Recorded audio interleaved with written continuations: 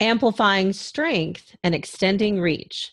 Hi, I'm Tanya Hall for ZDNet, and joining me is Rob High, Chief Technology Officer for IBM Watson. Welcome, Rob. Thank you, Tanya. Appreciate that. So, what is your role exactly with IBM Watson? So I have been the CTO for IBM Watson. As a result of that, my responsibility has been to drive the technology strategy. Of course, I do some evangelism, as we're seeing here today, but also looking at the technical vitality of our skills to make sure that we've got the right people on board and be able to facilitate the creation of this thing we call AI. You just spoke at Mobile World Congress in Barcelona on the topic of AI everywhere, ethics and responsibilities. What does that mean? Talk about your presentation. Well, if I could preface this with just a short assertion about what I think is the role of AI, and that is that AI is really about augmenting and amplifying human cognition. And what I mean by that, what that means to me is, kind of picking up for where we as humans kind of leave off. I mean, there's certain things that we're really good at as humans, and there's certain things that we fail at. We're not really good at reading, large quantities of literature in a day, and even if we could, we can't really assimilate all that and remember or see the patterns of information that are meaningful to us. So, if these AIs are going to be useful to us, they're going to be useful to us because what they're doing is helping us, make better business decisions, or help us see different perspectives, or help us kind of see through, our own biases, and to, from that, generate better ideas. So AI's role is to augment us, is to sort of assist us and amplify us. And so we need to be thinking seriously about, whether AIs are really being employed that way, whether in order to do that, they're making use of information about us that is relevant to the context of our discussion, but yet could also have the potential of being siphoned off, and people are concerned about that. End users are concerned about their data being used in inappropriate ways. Businesses are concerned about their data or the data of their clients being hijacked and made use of in inappropriate ways. There's sort of a larger dystopian view that we see out there sometimes, where people think of AIs as being something that might rise up and, and take over. And, all of these are things that it's never too early to start thinking about and understanding, both how we enable technology to be useful, to be used for good, how to discourage it from being used for bad things, for things where people are being exploited or their information is being abused, and to make sure that we have a good sense of what this technology is useful for. So is AI so good now then that the Turing test is a thing of the past? I think that Turing test kind of begs the wrong question in some ways, because the Turing test was all about measuring whether the AI was able to sort of fool other people into believing that the AI was another human being. In other words, it's really kind of a test of whether the AI is replicating the human mind. And in many ways, AI is not about replicating the human mind. Frankly, we've got plenty of human minds out there already. And from an economic standpoint, replicating the human mind is probably not either useful, but it's certainly nowhere near plausible in terms of the current technology. So rather than focusing on that, what we ought to be thinking about is, what can AIs do to augment us? I like to call it augmented intelligence, not artificial intelligence. It's intelligence in a form that is picking up from where we leave off, but really kind of focusing narrowly on specific areas of skill. And so when we think about it that way, the Turing test almost becomes irrelevant. What we need to be thinking about is it in fact benefiting people in the decisions that we need to make? Is it helping us through the mundane tasks of our job so that we can really kind of perform the rest of our job better? So are there limits then to whether it's artificial intelligence or augmented intelligence, to what it should be allowed to do? Well, everything we know about AI today is limited. We should not presume that it has anywhere near the generalizations that we would normally associate with, the science fiction of AI. It's, AIs have no sense of self. They have no imagination. They have no way of even questioning themselves. They have, none of the characteristics that we would normally associate with humans. That's not just a statement of whether we need to limit them. That's just a fact of where we are with the technology. And I think to some extent, yeah, economically, it's not that interesting and useful to go build AIs that do, something on a broader scale around general intelligence.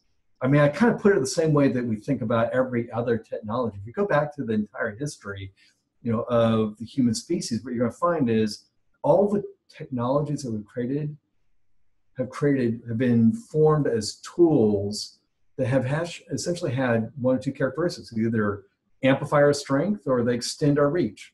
Everything. I mean, hammers, screwdrivers, shovels, hydraulics, they all have the property of amplifying our strength or extending our reach. And that's really been the nature of what is economically interesting about all those tools. And the same thing's true here, that we got to be thinking about AI as a tool that amplifies our intelligence, or extends the strength, or extends the reach of our intelligence, to benefit what we do, to benefit how we think.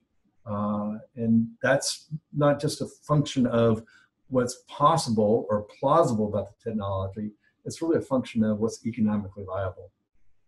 I remember when you introduced IBM Watson on Jeopardy. What was it, about 6 years ago? Yeah. And so 6 years in technology terms is, a long time.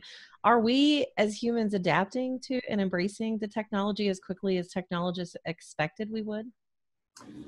Before I answer your question, so Jeopardy was actually aired live on the TV in February 2011, so 7 years ago.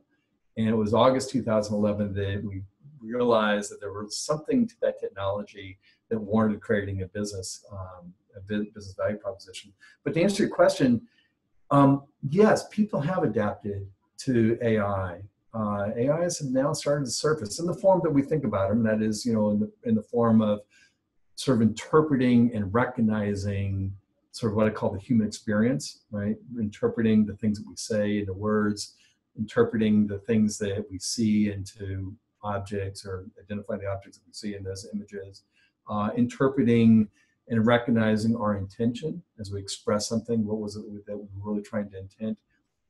Those characters, those examples of AI are really quite ubiquitous, and they're actually much more common than we're often aware of, whether that is in the form of some of the products that you may be familiar with, like Siri and Google Home, and more recently Apple's HomePod, or previously to that their Siri. All of those are doing voice recognition. It's actually more common that many of the times when we call into a call center and you hear that recording saying this call is being recorded for security and for improving our service, what's happening in the back end is they're taking those phone recordings and transcribing them automatically. So, to some extent, we've already sort of assimilated the application and the adaptation of these AIs into things that we do, without really being aware of it in some ways, or in some ways we're aware of it, but have kind of gotten accustomed to it. So in that sense, yeah, I think where there is more room to be for us to adapt and for us to get accustomed is in figuring out when and how to apply these AIs to our own decisions. And this we don't get exposed to as much. Yes, there are voice assistants out there that we can use to ask questions like, what's the tallest mountain in the world, or, please turn on my lights, or order me new dog food. But those aren't really affecting our decisions. Those are giving us information. But, like I like to say, you may have heard me say this before in other situations, but, if I say something like, what's my account balance? And that may be something I need to know, but that's not really my problem. My problem is I'm getting ready to buy something, or I'm trying to figure out how to save up for my kids' education. There's something behind the question. And, AIs have the potential to engage us, what we call conversational agents. And I use that term to kind of distinguish them from chatbots, which are more like the simple things that we see today. Conversational agents, I think, are going to have their greatest utility for us when what they're able to do is interact with us to get behind that first question and to realize that there's something deeper to what we're trying to solve that they can facilitate in the process of engaging us. When we start seeing more examples of that sort of thing, then I think we're going to see not only a greater utility being delivered to us, but also we're going to have to think about, well, how do we make use of that? How do I make better decisions about what I'm buying? You know, how do I get beyond my limitations today when I'm trying to decide this product or that product, you know, which bicycle to buy? You know, at least for me, when I'm out thinking about something like that, you know, I go through a few reviews, you know, I may look at what other people are saying about it, but within, you know, 15 minutes or a half hour, or, you know, if I'm really being diligent, maybe an hour of looking at these other reviews, it just gets so confusing that, you know, I basically kind of give up and say, well, this one feels good, right? Well, it doesn't have to be like that. You know, there's ways in which AIs can facilitate our decision-making process there that really are beneficial. And so now the question is, are we willing to adapt that? Are we willing to accept that and make use of that so we can find the bicycle that's right for us? AI is being programmed by humans, and as humans, we're infallible. You know, we make mistakes and we aren't, you know, always right. So what standards need to be created to and enacted to ensure that AI doesn't become our worst nightmare? Yeah, and this is part of what we talk about when we talk about the ethics of AI. And to be clear, I mean, when we develop an AI-based system, we're not literally programming it in the sense that we used to mean we're trying to, you know, decide a bunch of if then else statements, these conditions that say when these are true, they do that.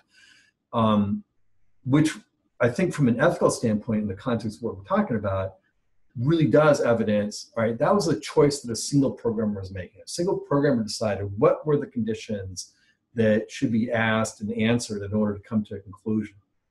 With AIs, we're training.